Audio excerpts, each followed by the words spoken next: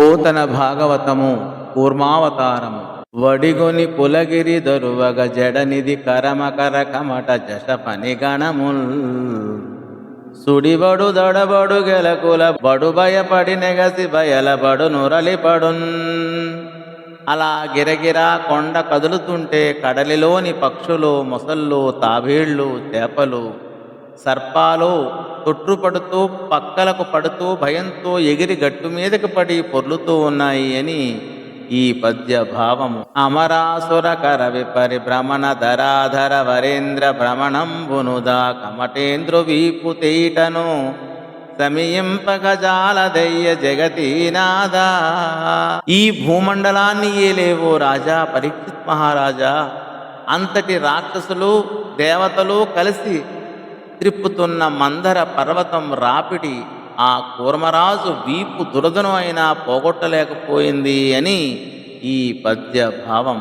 అలా క్షీరసాగరం చిలుకగా చిలుకగా ఆలోల జలధి లోపల నాలోనహి విడిచి సొరలు నసురులు బరవన్ గీలా కోలాహలమై హాలాహల విషము పుట్టే అవనీనాదా. ఓ పరీక్షన్ మహారాజా, అల్లకల్లోలమైన పాలకడలిలో నుండి అగ్ని జ్వాలల కోలాహలంతో కూడిన హాలాహలము అనే మహావిషము పుట్టింది. అది చూసి భయంతో దేవతలు రాక్షసులు పట్టుకున్న నాగరాజు వాసికిని వదిలిపెట్టి పారిపోసాగారు. లకార ప్రాసతో ఆలాహల కోలాహలాలకు జత కట్టించిన బమ్మెరవారి పద్యం మధురాతి మధుర. మందర పర్వతంతో చిలికిన చిలుకుడుకు పాల సముద్రములోని పుట్టిన హాలాహలం ప్రళయకాలములో పరమేశ్వరుని నుదటి కన్ను నుండి వెలువడే మహాభయంకరమైన అగ్నిజ్వాలల కంటే 100 రెట్లు చురుకైనది. కల్పాంతకాలపు అగ్ని కంటే 1000 రెట్లు తీవ్రమైనది. మహాప్రళయకాలపు 1,00,000 సూర్యుల తేజస్సు వలె తేరి చూడరానిది. ప్రళయకాలపు కాలరాత్రిలో మెరిసే మేఘాల నుండి కురిసే పిడుగుల వలె మహాభీకరమైనది. భగభగమండే పంచభూతాల వలె భరింపలేనిది. భుగభుగమనే పొగలతో చిటపటమనే నిప్పు కణాలతో ధగధగమని మెరిసే పెనుమంటలతో పటపటమంటూ ఆ మహావిషం ఆకాశం అంత ఎత్తు పొంగుతోంది. దిక్కులంతా వ్యాపిస్తోంది. బయళ్ళన్నీ నిండిపోతోంది. మందర పర్వతాన్ని దాటి సముద్రములో నలువైపులా వ్యాపిస్తోంది. చిలియల కట్టెలు గట్టు దాటేస్తుంది. దేవదానవుల గుంపులను దాటిపోతోంది. కొండ గుహలలో తొట్టుపడకుండా ఎత్తైన పర్వత శిఖరాలలో నిప్పులు నింపేస్తోంది. అడవులను కాల్చేస్తుంది. పొదరిళ్లలో పూలగుత్తులను మార్చేస్తుంది. గ్రామాలను కాల్చేస్తుంది.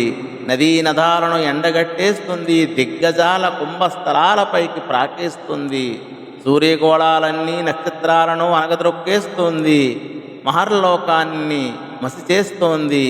ఊర్ధ్వలోకాలను ఈడు కలిగేటట్టు పెరిగిపోతోంది. చుట్టుముట్టి క్రమ్ముకొని బ్రహ్మాండం బద్దలైపోయేలా విస్తరిస్తోంది. పాతాళ లోకం దాకా వ్రేళ్ళూనుతోంది. ఆ ఆలాహలం ఎటు చూస్తే అటు పక్క అసాధారణంగా అన్ని లోకాలలోనూ కూరుకుపోతోంది. జింక వలె గంతులు వేస్తోంది. సింహం వలె దూకుతోంది. పక్షిలా ఎగురుతోంది. ఏనుగులా స్థిరంగా నిలబడిపోతోంది. లోకాలన్నిటా గగ్గోలు పెట్టిస్తోంది. ఆ పెనుమంటల వేడికి తట్టుకోలేక దేవతలు కొందరు భస్మమయ్యారు. రాక్షసులు నేలకూలారు. చుక్కలు రాలాయి. కిన్నెర దంపతులు నశించారు. గంధర్వుల విమానాలు కాలిపోయాయి. సిద్ధుల గుంపులు చెదిరిపోయాయి.